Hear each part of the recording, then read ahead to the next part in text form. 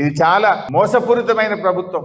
కేవలం మాటలే తప్ప చేతలు లేవు. ఎక్కడ కూడా అభివృద్ధి జాడలేదు. పేదల విషయంలో, ఇలా రైతుల విషయంలో ఈ ప్రభుత్వం వెనక్కిపోతుంది. ఈ రాష్ట్రంలో డబ్బులు లేవు అని మాట్లాడుతున్నారు. డబ్బులు లేకపోతే 20,000 కోట్లతోని HMDAలో టెండర్లు ఎట్లా పిలుస్తున్నావు? 15,000 కోట్లతోని Hyderabad metro water works HMWS లో టెండర్లు ఎట్లా పిలుస్తున్నావు? 7,000 కోట్లతోని GHMC లో టెండర్లు ఎట్లా పిలుస్తున్నావు? నీ భూములున్న మీ అత్తగారింటికి ఆమన్గల్ కు 5,000 కోట్ల రూపాయలతో 10 లైన్ రోడ్ ఎట్లా ఇస్తున్నావు? ఫ్యూచర్ సిటీ పేరు మీద 5,000 కోట్లతో రోడ్ వేస్తున్నావు. మా నిరుద్యోగ భృతి ఇవ్వమంటే డబ్బులు లేవంటావు. రైతు బంధు అడిగితే డబ్బులు లేవంటావు. ఉద్యోగులు మా డిఏలు ఇవ్వండి, మా PRC ఇవ్వండి, రిటైర్డ్ ఉద్యోగులకు ఇవ్వమంటే డబ్బులు లేవంటావు. అంటే నీకు ఇష్టం ఉన్న వాళ్ళకి మాత్రం డబ్బులు వస్తున్నాయి. రైతులు అడిగితే, పేదలు అడిగితే, మహిళలు అడిగితే వాళ్ళకు మాత్రం డబ్బులు లేవని ఇలా ముఖం చాటేస్తున్నావు. ప్రజలు గమనిస్తున్నారు.